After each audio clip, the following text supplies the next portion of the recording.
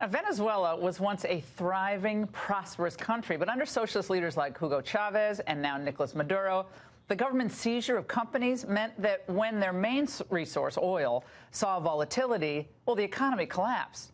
Now nearly 9 in 10 Venezuelans live in poverty. Now, food is so scarce, reports say that some have been forced to eat pigeons and cats they find in the street. Now, Maduro has only tightened his grip, imprisoning political opponents, and all of this leading to violent clashes. And the global community, including the U.S., has lined up behind opposition leader Juan Guaido. Now, despite all that, Congresswoman Ilhan Omar is, well, you guessed it, blaming us. A lot of the policies that we have put in place has kind of helped lead the devastation in Venezuela, and we've sort of set the stage for where we are arriving today. This particular bullying and the use of sanctions. Here now, Secretary of State Mike Pompeo. Mr. Secretary, thank you for being with us tonight. Now, when you hear a member of the House of Representatives put the blame squarely on the, quote, bullies in the United States, what we're seeing tonight in Venezuela, what's your reaction? So the nicest thing I could say is it's unbelievable ignorance. It's just factually wrong. You hit it in your opening, Laura. The problems in Venezuela have been years in the making. It's been a socialist regime, first with Chavez, now with Maduro. The destruction of a net wealthy nation, the nation with more oil reserves than any other country in the world. Beautiful country, and a beautiful country with beautiful real estate, beautiful shorelines, all kinds of opportunity for a member of Congress who, frankly, one who sits on an important national security committee to make a statement blaming America first in this way. It's not only ignorant, it's disgusting. What can you tell us tonight?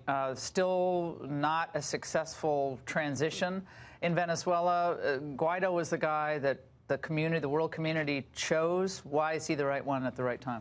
So the world community has certainly supported him, but the Venezuelan people chose him through their National Assembly and through their constitutional process. The military didn't fracture in the way that we would hope, but it's just a matter of time. It's the case that Maduro may rule for a little while longer, but he's not going to govern. Structurally, there's no way he stays in power. It's time for him to leave. And we need the Cubans and the Russians to follow him out the door. Now, to Americans who say, look, we have a problem at our southern border. We got 100,000 people a month being apprehended and released into the country. Why are we focusing at all on Venezuela? What do you say to them? So we can do more than one thing at a time. We have an obligation to secure our southern border. But we've had 3 million people, 3 million migrants leave Venezuela, too. They will end up somewhere today. They're in Colombia, Chile, Peru. We have an important responsibility in Venezuela. First, we want to support democracy in South America. It's important for our vital national security interests.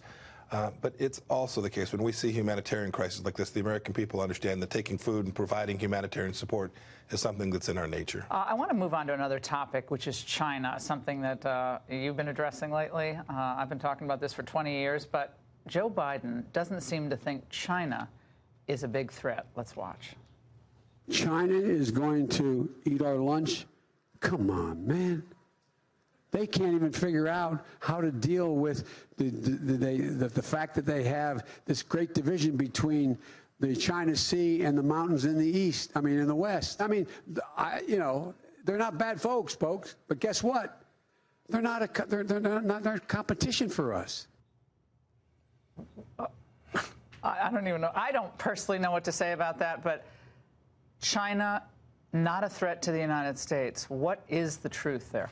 President Trump and our administration has taken the threat from China very, very seriously, very different from what we just heard there. He's leading in the polls.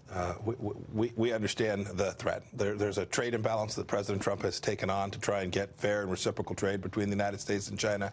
The fact that the Chinese are working to put their systems in networks all across the world so they can steal your information and my information. How about American universities? And American universities to feed this information back into their system. You've talked about this. We've talked about 1 million of their ethnic minorities being held in re-education camps in Jiangxing. This is stuff that is reminiscent of the 1930s. They present a real challenge to the United States, and this administration is prepared to take this on. American high-tech companies in China, there's a lot of concern that there has been, I guess, inadvertent assistance to the communist regime there as they seek to dominate part of their Belt and Road Initiative, dominate every major industry, including space and weaponry, artificial intelligence. What can you tell us about the concerns about American big tech going to China, setting up shop? We've talked about this, and we've gone out to talk to each of these businesses. Laura, it's true. I think America was slow to recognize this challenge. The previous administration, the Obama administration, just didn't want to touch it.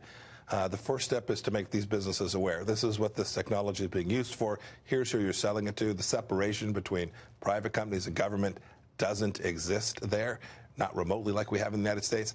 And so we've made clear to them that their technology is being used in ways that they may not be aware of, and the impact, not only the impact it has for American national security, but the impact it will have on their business and the business's reputation is very real. And Mr. Secretary, I also want to get your reaction to something one of your predecessors said last night on MSNBC. Watch.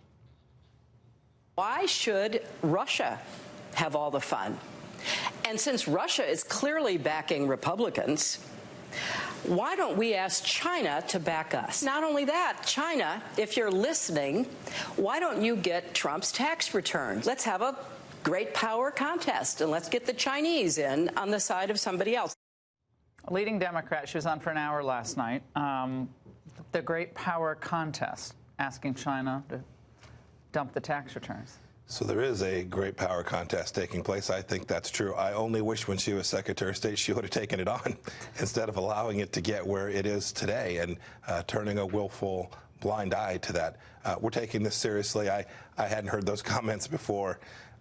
They don't remotely sound like what ought to be done by America, and they're certainly not what President Trump and this administration are going to do to make sure we keep America safe, that we recognize China is a 1.5 billion people. There will be commerce between the two countries, but we've got to make sure that America is prepared so that we can continue to be the world's leading power 10, 20, 50 years from now. Are you having more fun now than you were as CIA director? I was thinking about that. If I could choose between one or the other, like what's more fun? They're very different jobs. I've enjoyed them both. Oh, what a diplomat. Mr. Secretary, thanks for being here tonight. Really appreciate it.